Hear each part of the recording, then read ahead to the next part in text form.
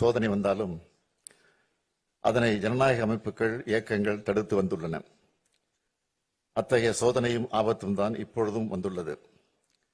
இதனை உணர்ந்துதான் நாம் அனைவரும் கூடியிருக்கிறோம். என்னை பொறுத்தவரையில் இந்திய கூட்டாட்சியை காக்கும் வரலாற்றின் மிக மிக முக்கிய நாளாக இந்த நாள் அமையப் போகிறது. தொகுதி மறுசீரமைப்பு பற்றி நான் உங்களுக்கு அதிகமாக விளக்க வேண்டிய அவசியம் இல்லை.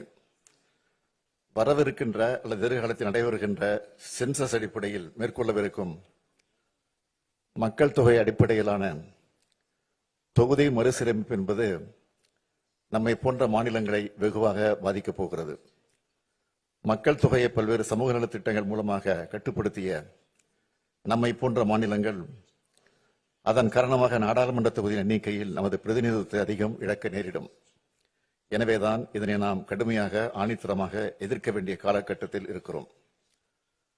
தற்போதைய மக்கள் தொகை அடிப்படையில் தொகுதி மறுசீரமைப்பை ஏற்றுக்கொள்ள முடியாது என்பதில் நாம் அனைவரும் உறுதியாக இருக்க வேண்டும். இங்கே இருக்கும் ஒவ்வொரு மாநிலமும் பயனுள்ள மக்கள் தொகை கட்டுப்பாட்டின் மூலம் குறிப்பிடத்தக்க முன்னேற்றத்தை காட்டியுள்ளன.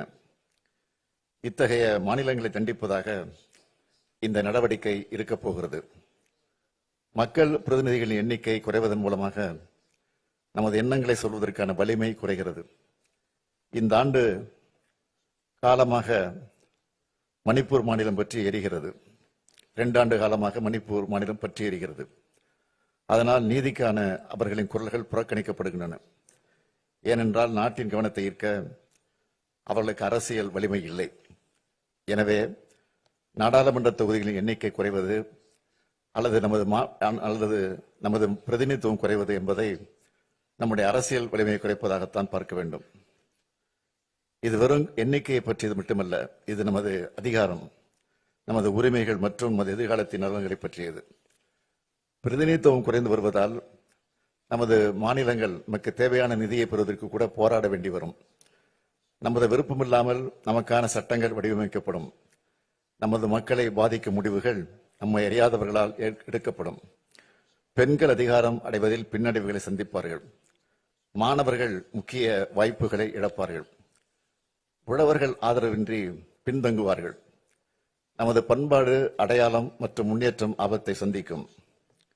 காலங்காலமாக நாம் போற்றி பாதுகாத்து வரும் சமூக நீதி பாதிக்கப்படும். குறிப்பாக பட்டியலின பழங்குடி மக்கள் அதிகம் பாதிக்கப்படுவார்கள். தொகுதியில் எண்ணிக்கை குறைத்து அதை அனுமதித்தாலோ அல்லது நமது மாநில பிரதிநிதித்துவத்தை குறைக்க அனுமதித்தாலோ நம் சொந்த நாட்டில் நாமே அரசியல் அதிகாரம் இழந்த குடிமக்களாக மாறும் அபாயம் ஏற்படும். எனவேதான் தொகுதி மறுசீரமைப்பு விவகாரத்தை சாதாரணமாக கருதக்கூடாது என்று சொல்கிறேன். இன்னொன்றை நான் தெளிவாக சொல்கிறேன். ஜனநாயக பிரதிநிதித்துவத்தை வலுப்படுத்தும் எந்த ஒரு நடவடிக்கையும் நாம் எதிர்க்கவில்லை. ஆனால் அந்த நடவடிக்கையானது நியாயமான அரசியல் பிரதிநிதித்துவத்தை பாதிக்கக்கூடாது என்றுதான் சொல்கிறோம். இந்த போராட்டம் மறுசீரமைப்புக்கு எதிரானதல்ல. இந்த போராட்டம் நியாயமான தொகுதி மறுசீரமைப்பு வலியுறுத்துகிறது என்பதை அனைவரும் ஏற்றுக்கொள்வீர்கள் என்று நினைக்கிறேன். இதனை உணர்ந்து தமிழ்நாட்டில் உள்ள அனைத்து கட்சி கூட்டத்தை நான் கூட்டினேன். தற்போதைய மக்கள் தொகை அடிப்படையில் தற்போதுள்ள 543 மக்களவைத் தொகுதியில் மறுசீரமைப்பு செய்யப்பட்டால் தமிழ்நாடு 8 இடங்களை இழக்கும் என்பதை நான் தெளிவுபடுத்தினேன். நாடாளுமன்றத்தின் மொத்த இடங்களின் எண்ணிக்கை அதிகரிக்கப்பட்டால் தமிழ்நாடு 12 இடங்களை இழக்க நேரிடும். இது நமது அரசியல் பிரதிநிதித்துவத்திற்கு நேரடி அடியாகும் என்று சொன்னேன்.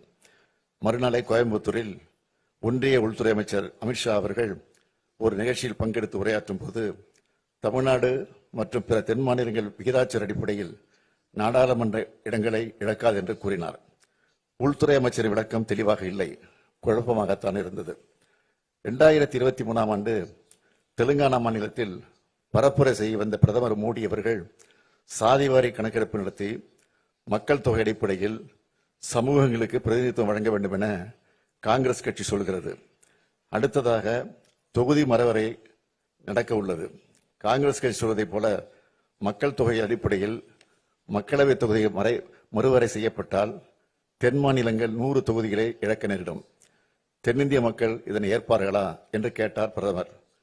இதன் அடிப்படையில் பார்த்தால் தொகுதியில் எண்ணிக்கை குறையும் என்பதை அவரே ஒப்புக்கொண்டுள்ளார் என்பதை உணரலாம். எப்பொழுதும் மாநிலங்களை மாநில உரிமைகளை பறிக்கிற கட்சியாக பாஜக இருந்துள்ளது. அவர்கள் தங்களது உள்நோக்கத்தை தொகுதி சீரமைப்பு திட்டத்தில் செய்ய நினைக்கிறார்கள். இதனை எந்த மாநிலமும் அனுமதிக்க கூடாது. இந்த அச்சுறுத்தலை உணர்ந்து முன் எப்போதும் இல்லாத ஒற்றுமையுடன் தமிழ்நாடு செயல்பட்டு வருகிறது. இதே போன்ற ஒற்றுமையை இந்த அரங்கில் உள்ள அனைத்து மாநிலங்களும் காட்ட வேண்டும் என்று கேட்டுக்கொள்கிறேன். இந்த கூட்டு நடவடிக்கை குழு கூட்டத்தில் விவாதிக்கப்பட்டு நிறைவேற்றப்பட வேண்டிய தீர்மானங்கள் குறித்த உங்கள் மதிப்புமிக்க பரிந்துரைகளை பகிர்ந்து கொள்ள அனைவரையும் நான் கேட்டுக்கொள்கிறேன். இந்த குழுவிற்கு நியாயமான தொகுதி மறுசீரமைப்புக்கான கூட்டு நடவடிக்கை குழு என்று பெயரிட நான் முன்மொழிகிறேன்.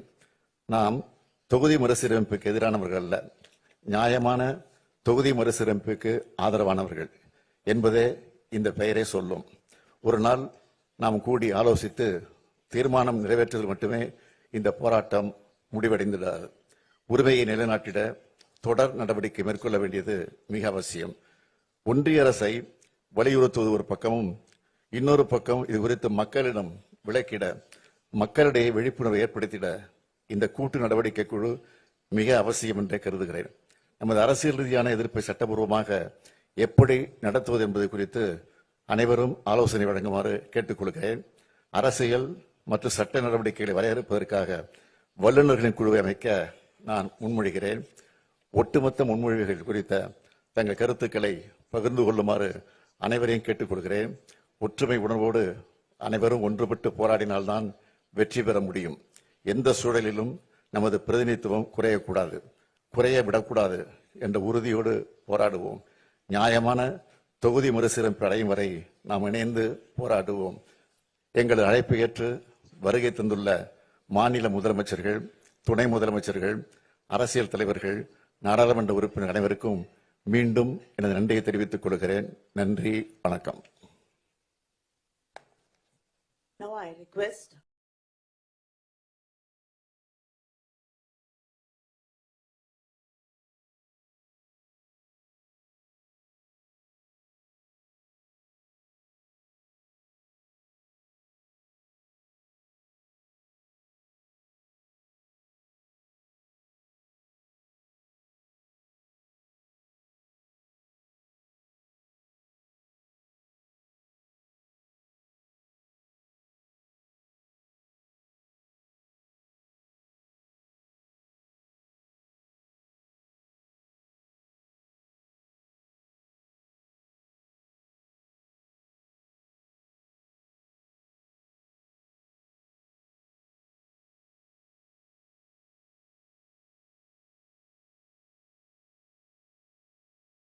that have effectively implemented the family planning policies recommended by the union government.